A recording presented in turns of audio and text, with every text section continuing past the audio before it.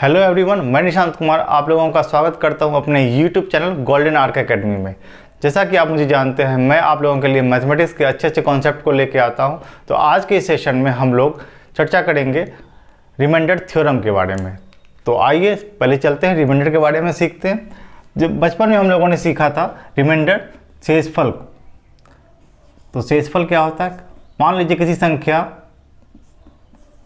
से हम लोगों ने भाग दिया तो उसे भाजक कहते हैं। जिस संख्या में भाग देते हैं उसे भाज्य कहते हैं, और जो हमारा आंसर आता था उसे हम लोग भागफल कहते हैं।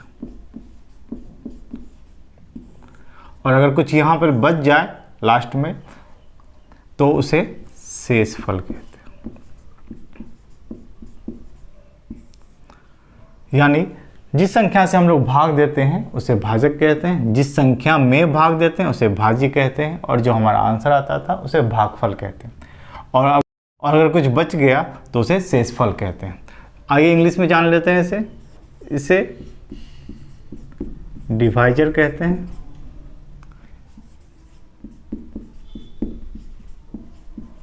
इसे डिविडेंड कहते हैं भाज्य को,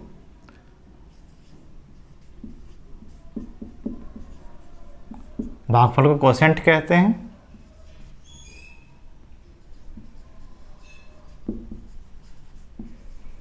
और शेषफल को रिमाइंडर कहते हैं। तो आज हम लोग रिमाइंडर के बारे में बात करेंगे। तो एक एग्जाम्पल से हम लोग समझते हैं। एग्जाम्पल के लिए कोई भी नंबर ले लेते हैं। मान लेते हैं 24 में हमने 10 से भाग देना। तो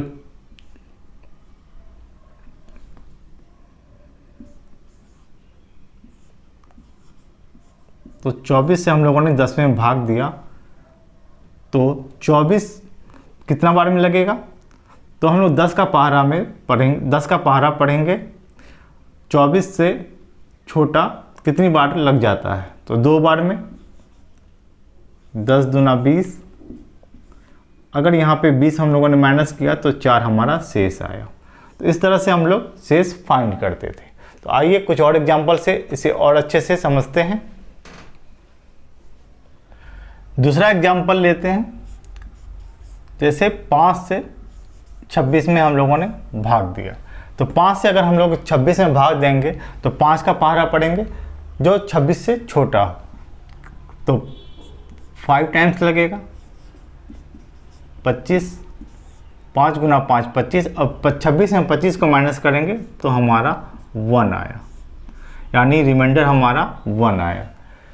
अब हम लोगों ने सीखा था 5 से हमेशा रिमाइंडर क्या होगा? छोटा होगा, यानी भाजक से जो शेषफल है वो हमेशा छोटा होगा और पॉजिटिव होगा। अगर हम 26 में 5 से भाग दिए और 6 बार लगा दी तो क्या आ जाएगा हमारा? यहाँ 30 आ जाएगा। तो ये तो बड़ा हो गया, यहाँ तो रिमाइंडर -4 आ गया। तो कभी भी रिमाइंडर हम लोग माइनस में नहीं लिखते थे, लेकिन अभी हम लोग जो बात करेंगे रिमाइंडर थ्योरम में, उसमें हम लोग अपने कैलकुलेशन के हिसाब से माइनस भी ले सकते हैं, प्लस भी ले सकते हैं। अगर हम लोगों ने अधिक ले लिया भागफल, इससे बड़ी संख्या ले ली तो भी कोई दिक्कत नहीं, उसे हम लोग फिर बाद में पॉजिटिव में कन्वर्ट करेंगे। कैसे कन्वर्ट करेंगे? यहाँ हम लोग 26 में भाग देना था, लेकिन हम लोगों ने 30 ले लिया, एक्स्ट्रा भाग लगा दिया, एक्स्ट्रा डिजिट आ गया, तो हमारा रिमाइंडर क्या आ गया? माइनस में। अब ये जो माइनस में आया है तो हम लोग क्या करेंगे? भाजक में इस माइनस वाले रिमाइंडर को घटाएंगे, यानी 5 में 4 जो हम लोगों ने एक्स्ट्रा भाग लगाया था उसे हम लोग घटाएंगे, तो हमारा रिमाइंडर क्या आ गया? फाइनल रिमाइंडर 1 आ गया। तो हमारा आंसर 1 आ गया। यहाँ भी 1 आया और यहाँ भी 1 आया। यानी हम लोग अगर कम भाग लगाएंगे जो लगाते थे बचपन से तो भी हमारा रिमाइंडर 1 आया। अगर हम लोग एक्स्ट्रा भाग लगा देते हैं तो भी हमारा रिमाइंडर 1 आया। इससे कोई फर्क नहीं पड़ने वाला है हमारे आंसर पे। हमें हमेशा आंसर भाजक से छोटा ही देना है और पॉजिटिव देना है। ये हम लोगों ने बचपन से सीखते आए थे, आगे भी यही करेंगे। तो आइए चलते हैं। तो हमारे पास 2 रिमाइंडर आ सकता है, या तो पॉजिटिव भी आ सकता है या निगेटिव भी आ सकता है। तो 26 में अगर हम लोगों ने 5 से भाग दिया तो एक रिमाइंडर 1 आया और एक रिमाइंडर -4 आया। दो रिमाइंडर आए 1 और -4। हम इन दोनों को ऐड करेंगे तो हमारा ये 5 को आएगा, यानी 1 और 4 को ऐड करेंगे तो हमारा 5 आएगा। अगर एक रिमाइंडर 1 है प्लस में तो दूसरा रिमाइंडर माइनस में -4 होगा, यानी इन दोनों का सम, डिजिट का सम जो आएगा वो हमारा 5 आएगा। इसी तरह हम लोग अगर 24 में 10 से भाग दिया तो हमारा रिमाइंडर क्या आया, 4 आया। तो माइनस में रिमाइंडर क्या आएगा, तो 10 में 4 को माइनस करेंगे तो 6 आएगा, तो माइनस में हमारा रिमाइंडर 6 आ जाएगा। यानी इसके दो रिमाइंडर आए, एक पॉजिटिव में 4 आया और निगेटिव में -6 आया। हम अपने कैलकुलेशन के हिसाब से जो हमें सूट करेगा हम लोग प्लस में भी ले सकते हैं रिमाइंडर और माइनस में भी ले सकते हैं, और बाद में उसे कन्वर्ट कर देंगे प्लस में, जो हमारा फाइनल आंसर होगा। तो इस तरह से एक दो एग्जाम्पल और ले लेते हैं। 37 में अगर हम लोग 5 से भाग देंगे तो हमारा क्या रिमाइंडर आएगा, प्लस में 2 आएगा और माइनस में 3 आएगा, और 2 और 3 को ऐड करेंगे तो हमारा 5 आएगा। यानी हम लोग किसी भी संख्या में कोई भी अगर नंबर है उसे किसी भी नंबर से हम लोग भाग देंगे तो प्लस में जो हमारा रिमाइंडर आएगा और माइनस में जो हमारा रिमाइंडर आएगा उसको हम लोग आसानी से फाइंड कर सकते हैं। अगर मान लेते हैं यहाँ पे 20 से हम लोगों ने भाग दिया किसी भी नंबर को, अगर नंबर को 20 से भाग दिया, अगर यहाँ पे प्लस में 11 रिमाइंडर आया तो निगेटिव में कितना रिमाइंडर आएगा, तो 20 में 11 को माइनस करेंगे तो ये हमारा 9 आ गया। यानी 11 और 9 दोनों को ऐड करेंगे तो हमारा 20 आ रहा है। यानी हम लोग का प्लस में रिमाइंडर 11 आएगा और माइनस में रिमाइंडर 9 आएगा। तो हम लोग को जहाँ जो सूट करेगा हम लोग कर सकते हैं। एक और एग्जांपल लेकर आप लोगों को समझाते हैं। अगर 7 से भाग देंगे किसी भी नंबर में और हमारा निगेटिव रिमाइंडर 4 आया तो पॉजिटिव रिमाइंडर कितना होगा, पॉजिटिव रिमाइंडर निकालने के लिए 7 में 4 माइनस करेंगे तो हमारा 3 आ जाएगा। यानी पॉजिटिव रिमाइंडर हमारा 3 आया। इस तरह से हम लोग रिमाइंडर को फाइंड कर सकते हैं। तो आई होप आप लोगों को इतना समझ में आया होगा। तो आइए बढ़ते हैं आगे। अब हम लोग एक एग्जांपल लेते हैं। अगर 3 में हम लोगों ने 5 से भाग दिया तो क्या होगा, 5 तो 3 से बड़ी है तो 5 के पहाड़े में तो ये आएगा नहीं, तो हम लोगों का 0 टाइम्स में लग रहा है। अगर 0 से गुना करेंगे 5 को तो यहाँ 0 आएगा, माइनस करेंगे 3। यानी 3 में अगर हम लोग 5 से भाग देते हैं तो हमारा रिमाइंडर क्या आएगा, पॉजिटिव रिमाइंडर 3 आएगा। अगर पॉजिटिव रिमाइंडर 3 आया तो निगेटिव रिमाइंडर क्या आएगा हमारा, -2। ये समझ में आया। अब अगर हम लोग 11 में 17 से भाग दें तो क्या आएगा रिमाइंडर, तो 17 से हम लोगों ने 11 में भाग दिया तो ये तो 17 से छोटा है 11, तो कितना टाइम्स लगेगा, 0 टाइम्स। 17 गुना 0 0, तो हमारा रिमाइंडर 11 ही आया। यानी इसका पॉजिटिव रिमाइंडर 11 है तो नेगेटिव रिमाइंडर क्या होगा, -6। इस तरह से हम लोग किसी भी संख्या का नेगेटिव और पॉजिटिव रिमाइंडर निकाल सकते हैं। तो आइए आगे। अगर संख्या माइनस में है तो क्या करेंगे, तो जैसे एग्जाम्पल समझते हैं। -41 में 5 से भाग दिए, तो अगर 41 में 5 से भाग दिए तो क्या होगा,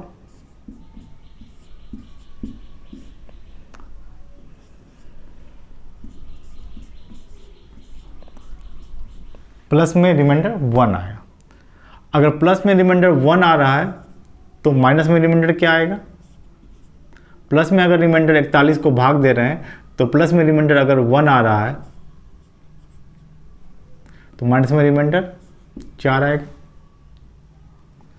ठीक है, तो अब हम लोग इसका आंसर क्या होगा, यहाँ पे माइनस का भी साइन है तो अगर हम लोग प्लस का रिमाइंडर को यूज करते हैं, क्योंकि छोटा साइन है, प्लस के रिमाइंडर को यूज करते हैं, तो क्या आ गया आंसर?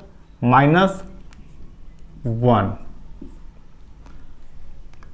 तो हमारा -1 आया, माइनस से गुना किए +1 को, तो -1 आया। अब यह -1 है, माइनस में हमें रिमाइंडर नहीं देना है, हमें हमेशा पॉजिटिव में देना है। तो 5 में -1 को घटाएंगे, 5 में -1 करेंगे तो क्या आया? 4। तो ये हमारा रिमाइंडर आया। इसी तरह से अगर हम लोग यहाँ -4 लेते इसके रिमाइंडर के लिए, -4, तो हमारा रिमाइंडर क्या आता? Minus into minus +4।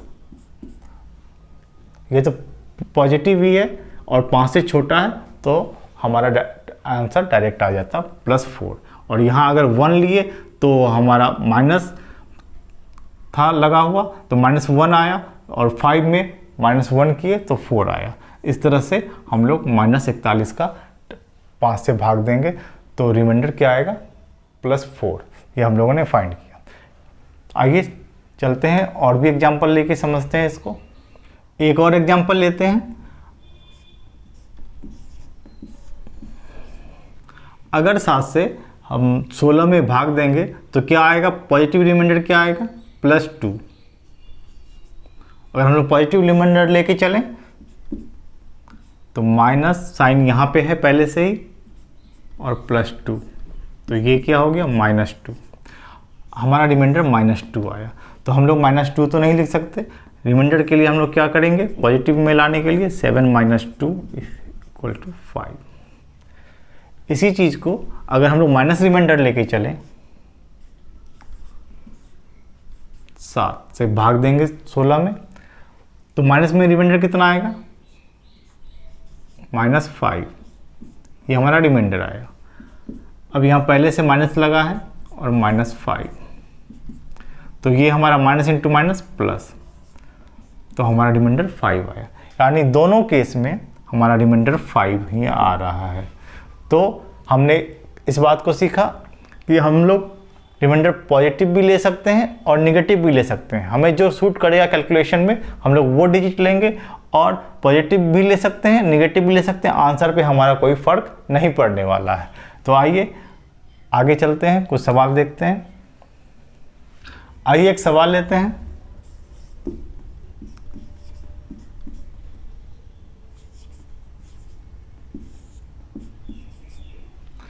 बारह + 29 को हम लोगों को 5 से भाग देना है, तो क्या रिमाइंडर आएगा? हम लोग इसे ऐड भी कर सकते हैं, छोटा सा नंबर है। तो अब यहाँ पे ऐड किया, 41 आया। 41 को 5 से भाग देंगे तो 8 बार में लग जाएगा, और रिमाइंडर हमारा 1 आएगा। यानी हमारा रिमाइंडर क्या आया? 1। आइए इसे ब्रेक करके करते हैं। 12 में अगर हम लोग 5 से भाग देंगे तो हमारा रिमाइंडर, पॉजिटिव रिमाइंडर कितना आएगा? +2। और 29 में अगर हम लोग 5 से भाग देंगे तो हमारा पॉजिटिव रिमाइंडर कितना आएगा? +4। अब यहाँ पे प्लस का साइन है, तो हम लोग इन दोनों रिमाइंडर को ऐड कर देंगे। 2 + 4 6 आ गया। 6 में 5 से भाग देंगे, क्योंकि 5 से ये बड़ा है, एक बार और लग जाएगा। अगर 6 अगर 5 से बड़ा है, एक बार और भाग लग जाता है, तो हम लोग भाग देंगे। भाग दिया तो हमारा रिमाइंडर 1 आया। यानी ये दोनों रिमाइंडर सेम आया। किसी भी तरह से हम लोग करेंगे तो हमारा रिमाइंडर सेम ही आएगा। अगर हम लोग नेगेटिव रिमाइंडर लेते हैं तो देखते हैं क्या आता है।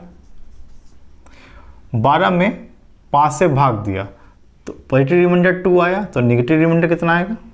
-3। यहाँ पे पॉजिटिव रिमाइंडर +4 आया, तो नेगेटिव रिमाइंडर कितना आएगा? -1।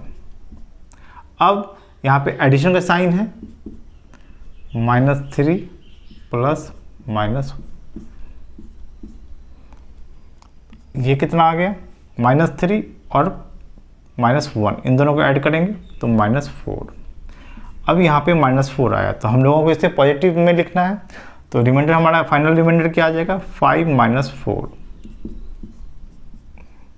ये हमारा फाइनल रिमाइंडर आया। यानी अगर हम लोग माइनस रिमाइंडर भी लेते हैं तो भी हमारा रिमाइंडर का आंसर वही आता है।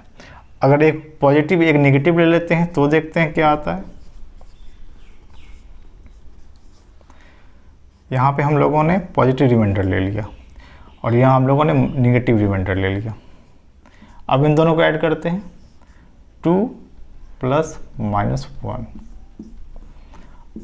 तो 2 में एक माइनस हो जाएगा तो हमारा फाइनल आंसर 1 आएगा। यानी कोई भी केस ले लें, हम पॉजिटिव रिमाइंडर लें या नेगेटिव रिमाइंडर लें या दोनों नेगेटिव लें दोनों पॉजिटिव लें, एक पॉजिटिव एक नेगेटिव लें, फिर भी हमारा हर जगह फाइनल आंसर जो रिमाइंडर का आया वो सेम ही आया। तो हम कह सकते हैं कि रिमाइंडर का कोई इफेक्ट नहीं पड़ता है, हम लोग ब्रेक करके भी कर सकते हैं। तो आइए इस चीज़ को आगे समझते हैं और एक एग्जांपल ले करके। आइए चलते हैं एक और एग्जांपल देखते हैं।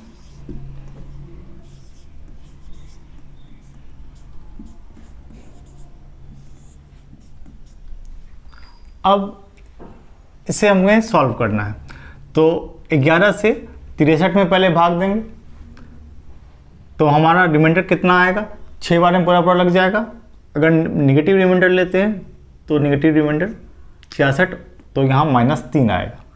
और 11 से इसमें भाग दिए तो 110 में पूरा भाग लग जाएगा, यहाँ पे प्लस रिमाइंडर 3 आएगा।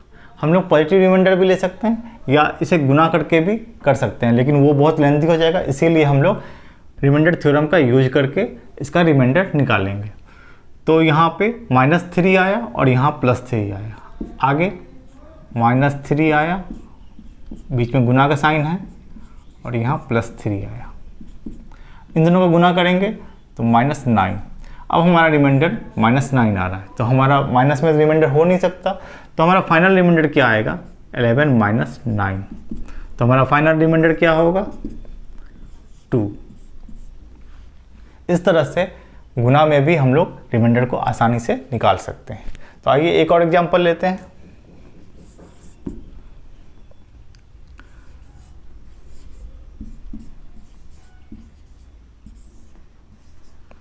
अगर इस एग्जांपल में हम लोग देखें तो 32 में 9 से भाग देना है, तो हमारा क्या रिमाइंडर आएगा, 9 × 27, 3 बार में कट जाएगा, तो हमारा पॉजिटिव रिमाइंडर कितना आएगा, +5। और यहाँ 83 में 9 × 9 81, 9 बार में कटेगा, तो हमारा रिमाइंडर पॉजिटिव रिमाइंडर कितना आएगा, 2। अब यहाँ पे +5 और +2। अब देखते हैं यहाँ गुना का चिन्ह है, तो 5 × 2 तो कितना आया, 10। तो हमारे पास ये 10 आया रिमाइंडर। तो 10 9 से बड़ा है, तो 9 से एक बार और भाग लगा देंगे, तो 9 से अगर भाग लगाए तो हमारा रिमाइंडर 1 आया। इस तरह से हम संख्या को आपस में ब्रेक करके भी कर सकते हैं, गुना करने की ज़रूरत नहीं है। इसी को हम लोग सिंपल रिमाइंडर थ्योरम कहते हैं। तो हम लोग आसानी से इसे ब्रेक करके कर सकते हैं। आइए एक और एग्जांपल लेते हैं।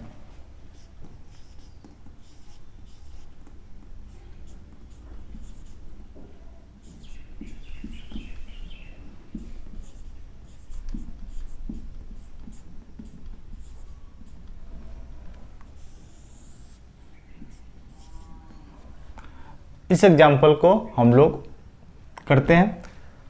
तो सबसे पहले हम देखेंगे 19 से इसमें भाग लगेगा या नहीं। तो सबसे पहले अगर हम लोग 1960 में 19 से भाग देंगे तो कितना बार में लगेगा, 1957 में तो पूरा लग जाएगा। अब बच के 60 में 19 से अगर हम लोग भाग देंगे तो 19 × 57, तो यहाँ हमारा रिमाइंडर कितना आएगा, पॉजिटिव रिमाइंडर 3। तो हमारा यहाँ पॉजिटिव रिमाइंडर 3 आ गया। 1961 है तो यहाँ हमारा रिमाइंडर कितना आएगा, 4। 1954 है, 57 में भाग लगेगा, तो हम यहाँ निगेटिव रिमाइंडर लेते हैं क्योंकि छोटा अंक है, गुना करने में हमें आसानी होगी।